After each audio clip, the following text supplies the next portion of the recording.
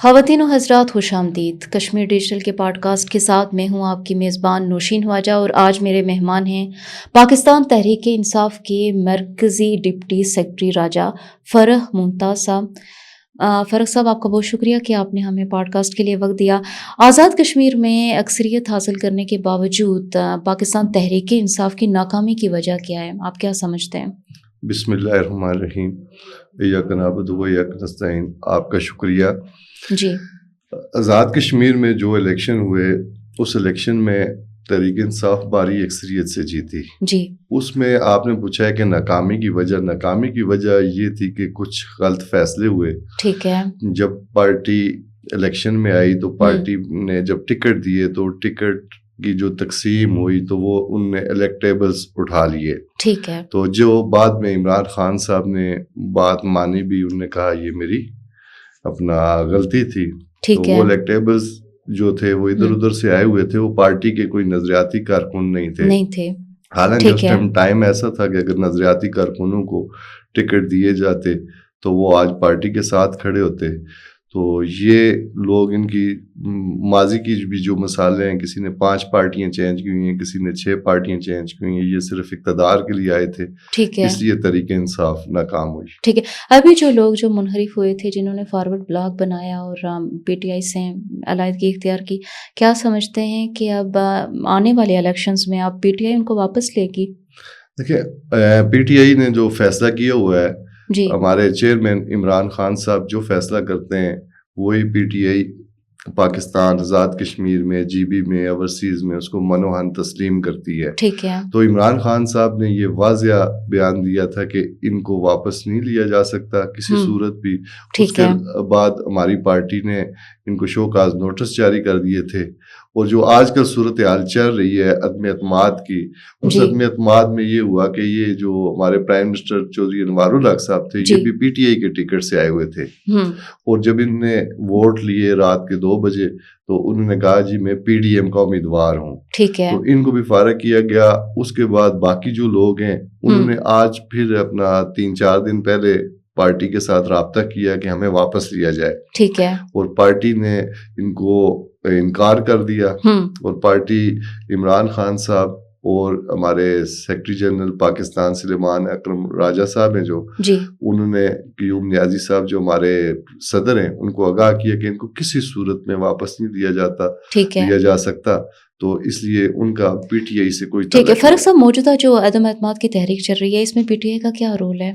اس میں بھی ہم نے اپنا 2 دن پہلے اجلاس ہوا ہے۔ ٹھیک ہے۔ اس اجلاس میں یہ فیصلہ کیا گیا جس کی صدارت اپنا سیکرٹری جنرل پاکستان تحریک انصاف اور صدر تحریک انصاف آزاد کشمیر کر رہے تھے، جس میں اپوزیشن لیڈر بھی موجود تھے۔ ٹھیک ہے۔ تو یہ فیصلہ ہوا ہے کہ ہم تحریک اعتماد کے اس جو جعلی انہوں نے عدم اعتماد جو عدم اعتماد ہے، تو یہ جو جعلی گورنمنٹ بنا رہے ہیں یا جس طرح کے جعلی لوگ بیٹھے ہوئے ہیں، تو اس میں ہم کسی طریقے سے بھی حصہ نہیں لیتے ہیں، ہم سائڈ پہ رہیں گے۔ ٹھیک ہے۔ یہ بتائیے گا کہ موجودہ جو نون لیگ اور پیپلز پارٹی کا اتحاد ہے، اس کو آپ کس نظر سے دیکھتے ہیں؟ دیکھیں، جو موجودہ پیپلز پارٹی کا اور نون لیگ کا اتحاد ہے، یہ پہلے بھی انہوں نے اتحاد کر کے ہماری گورنمنٹ کو گرایا۔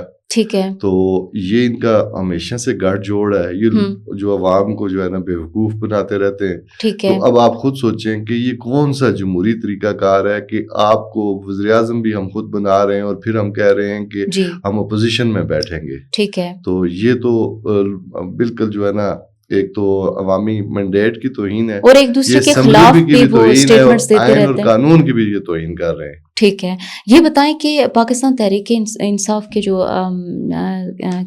ہیڈ ہیں آزاد کشمیر کے، وہ بطور وزیر اعظم ناکام ہوئے ہیں، تو وہ پی ٹی آئی کے لیے کس حد تک فائدہ مند ہے یا نقصان دہ ہے؟ کیسے دیکھتے ہیں آپ اس کو بطور وزیر اعظم ناکام ہونے پر؟ دیکھیں، پھر ایک ٹینیور میں جو 4 وزیر اعظم تبدیل ہوئے، کیا سمجھتے ہیں کہ یہ آزاد کشمیر کی حکومت کے لیے بہتر فیصلہ ہے کہ بار بار وزیر اعظم کی تبدیلی؟ دیکھیں، جو آپ نے یہ 2 سوال آپ نے اکٹھے کر دیے۔ جی۔ اب قیوم نیازی صاحب جب پرائم منسٹر بنے تو اس میں بھی یہ تھا کہ عوام نے اور جو تحریک انصاف کے ورکرز تھے، ٹھیک ہے، انہوں نے اس فیصلے کو تسلیم کیا، اور عمران خان صاحب کے اس فیصلے پہ لوگوں نے کہا کہ انہیں ایک مڈل کلاس بندے کو چھوٹے سیاسی ورکر کو جو بڑے بڑے نام تھے اس پارٹی میں، جس طرح بیرسٹر سلطان تھا، ایکس وائی زیڈ اور لوگ تھے، ان کو پیچھے کر کے ایک عام آدمی کو پرائم منسٹر بنایا، جس پہ عمران خان صاحب کا پوری عوام نے شکریہ ادا کیا، اور بڑا ایک یہاں پہ جشن ہوا جب قیوم نیازی صاحب پرائم منسٹر بنے، نامزد ہوئے۔ پی ایم ہاؤس بھی بھرا ہوا تھا، کوئی جگہ ایسی نہیں تھی جہاں پہ عوام نہیں تھی۔ ٹھیک ہے۔ اس کے بعد اندرون خانہ جو مثلا جس طرح ہم نے ادھر ادھر سے لوگ اٹھائے ہوئے تھے الیکٹیبلز، انہوں نے سازشیں کر کے قیوم نیازی صاحب کے خلاف جھوٹی چارج شیٹ بنا کے پیش کر کے تو عدم اعتماد کر کے ان کو ختم کیا۔ اب آپ کہہ رہے ہیں پارٹی کی بات، جو پارٹی ہے اس کے بعد قیوم نیازی نے یہ کام کیا کہ اس کو عمران خان نے بنایا ہوا تھا، اس نے عمران خان صاحب کو نہیں چھوڑا، اور اس کے بعد وہ اپنی جگہ پہ بیٹھا رہا۔ پھر جب عمران خان صاحب کو اس چیز کا ہوا کہ میرے سے غلطی ہو گئی ہے، تو میرے ساتھ تو یہ بندہ مشکل ٹائم پہ کون ہے اور آسان ٹائم پہ کون تھا، اب مشکل ٹائم پہ کون بھاگ گیا۔ اس کے بعد عمران خان صاحب نے فیصلہ کیا، سردار عبدالقیوم خان صاحب کو پارٹی کی صدارت دی، اپوزیشن لیڈر خواجہ فاروق صاحب کو بنایا۔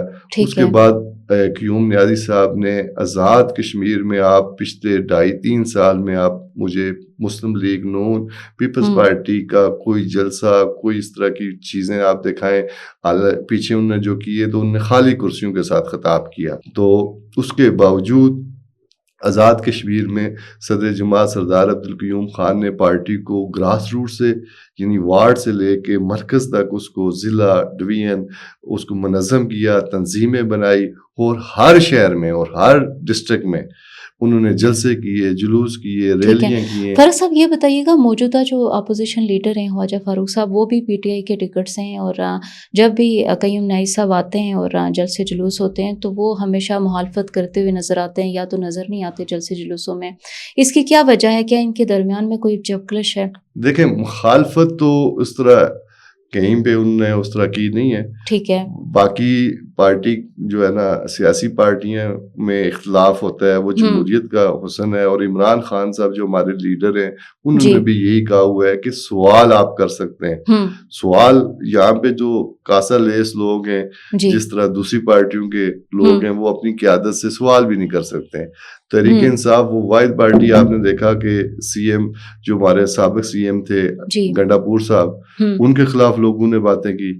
ایون کہ عمران خان صاحب کی بہن اگر کوئی بات کرتی ہیں، ان کے خلاف بھی جو کارکنوں کو صحیح بات لگتی ہے، جو صحیح نہیں لگتی اس کے خلاف وہ بولتے ہیں۔ سوشل میڈیا بھرا ہوا ہوتا ہے۔ تو تحریک انصاف کے لوگ جو ہے نا آپس میں اختلاف رکھتے ہیں، پارٹی میں ان کا ایک ہی لیڈر ہے، وہ عمران خان ہے۔ تو ہو سکتے ہیں کوئی چھوٹے موٹے، اب نہیں ہیں، جو تھے بھی اختلافات اپنا خواجہ صاحب کے یا سردار قیوم نیازی صاحب کے، وہ ختم ہو گئے ہیں۔ ابھی جو اجلاس ہوئے ہیں، ابھی جو چیزیں ہو رہی ہیں، ابھی اس کے بعد جو جلسے جلوس ہوئے ہیں، جو اور میٹنگز ہوئے ہیں، اس میں آپ نے دیکھا ہے قیوم نیازی صاحب اور اپنا خواجہ فاروق جو ہے نا، وہ ایک پیج پہ آپ کو نظر آئے، ایک سٹیج پہ نظر آئے۔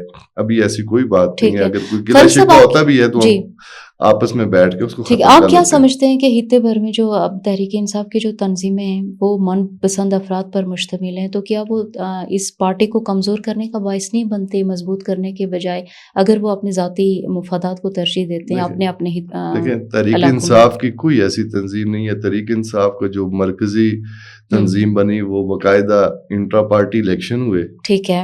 واحد پارٹی ہے جس کا انٹرا پارٹی الیکشن کوٹلی میں ہوا، جس میں اس کے باوجود کہ ہمارے اوپر پابندی تھی، ہمیں وہ جو ہے نا، ہمیں رات کو 3 جگہ پہ، ایک جگہ پہلے بتائی گئی، پھر دوسری، پھر تیسری جگہ پہ جا کے ہم نے وہ انٹرا پارٹی کا کنونشن کروایا۔ اور اس انٹرا پارٹی میں لوگ منتخب ہوئے۔ مجھ جیسا ایک چھوٹا مڈل کلاس عام کارکن آج پی ٹی آئی کا مرکزی ڈپٹی سیکرٹری اطلاعات ہے، تو میری نہ کوئی سفارش ہے، نہ میرے پاس کوئی اتنے بڑے پیسے تھے، یا میرا کوئی اتنا بڑا وہ بیک گراؤنڈ ہے کہ میرا باپ دادا کوئی منسٹر رہا ہوا ہے۔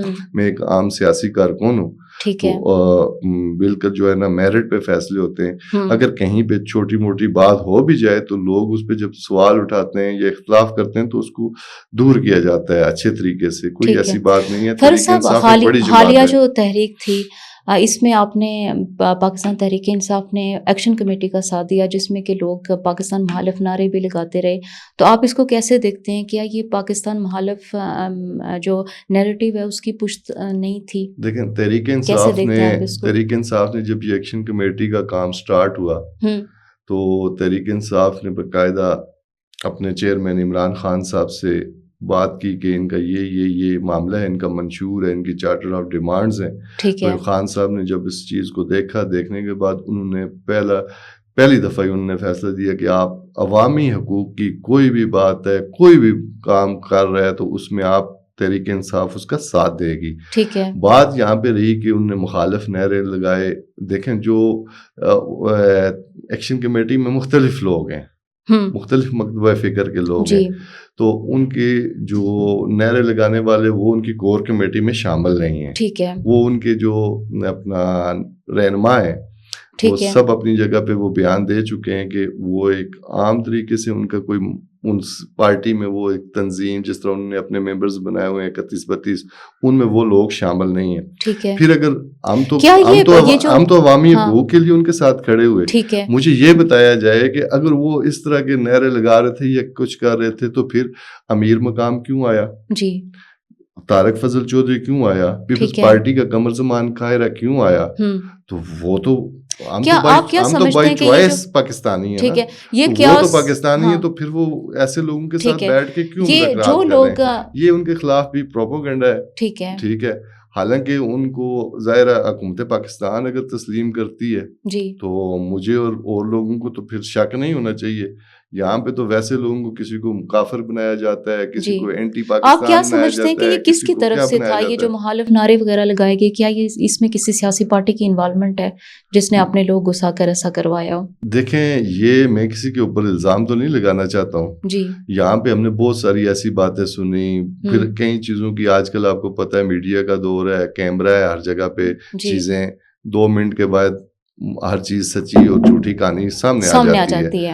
جس طرح کوالے میں جھنڈے اتارے گئے پھر لگائے گئے، پھر اس میں بھی سیاسی پارٹیز کا ظاہر ہے، اس میں سیاسی پارٹیز ہوتی ہیں. یہ جو پارٹیاں ہیں، مسلم لیگ ہو گئی، پیپلز پارٹی ہو گئی، مسلم کانفرنس ہو گئی، یہ تو مفادات اور اقتدار کے لیے کچھ بھی کر سکتے ہیں. یہ ہمیں مسلمان بھی کہہ سکتے ہیں، کافر بھی کہہ سکتے ہیں، یہ ہمیں انڈین بھی کہہ سکتے ہیں، پاکستانی بھی کہتے ہیں. یہ تو اوپر سے ان کا جو ہے نا 47 کے بعد اگر ان کے بڑے جو ان کے لیڈر فوت بھی ہو چکے ہیں ان کی بھی ہسٹری آپ چیک کریں تو یہ جو موجودہ لیڈر ہیں ان کی بھی آپ ہسٹری دیکھیں.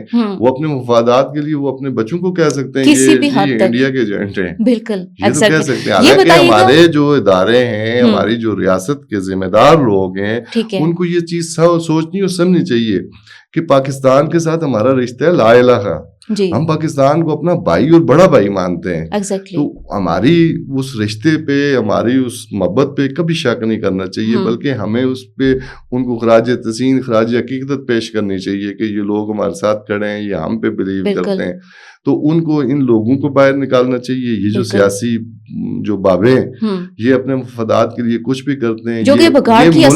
یہ دیکھیں، یہ ریاست جموں کشمیر اور پاکستان کو یہ بدنام کرنے کا جو سواب ہے یہ لوگ ہیں جو اپنے جو پرائم منسٹر بننا چاہتا ہے، جس کو کوئی منسٹری چاہیے، جس نے اپنے، اور نوجوان جو ہمارے آزاد کشمیر کے نوجوان ہیں ان لوگوں کو یہ چیز سوچنی چاہیے کہ ابھی بہت سارا شعور بیدار بھی ہوا ہے، سوچنا چاہیے. ہم تو دیکھیں ابھی مثلا آج آپ نے جو دیکھا ہوگا کہ چلیانہ میں فائرنگ ہوئی ہے، پار سے فائرنگ ہوئی ہے.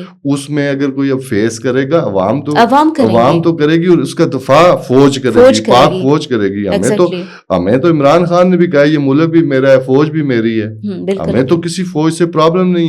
اس لیے جو ہے نا یہ چیزیں لوگوں نے ویسے بنائی ہوئی ہیں اپنے فائدے کے لیے، دوسرے کو نیچا دکھانے کے لیے. اس کو اوپر کچھ بھی الزام لگا دو آپ. جی راجہ فرح ممتاز صاحب، آپ کا بہت شکریہ کہ آپ نے ہمیں پوڈ کاسٹ کے لیے وقت دیا. کشمیر ڈیجیٹل سے نوشین خواجہ کو دیجیے اجازت. ملتے ہیں ایک نئے پوڈ کاسٹ کے ساتھ، تب تک کے لیے اللہ نگہبان.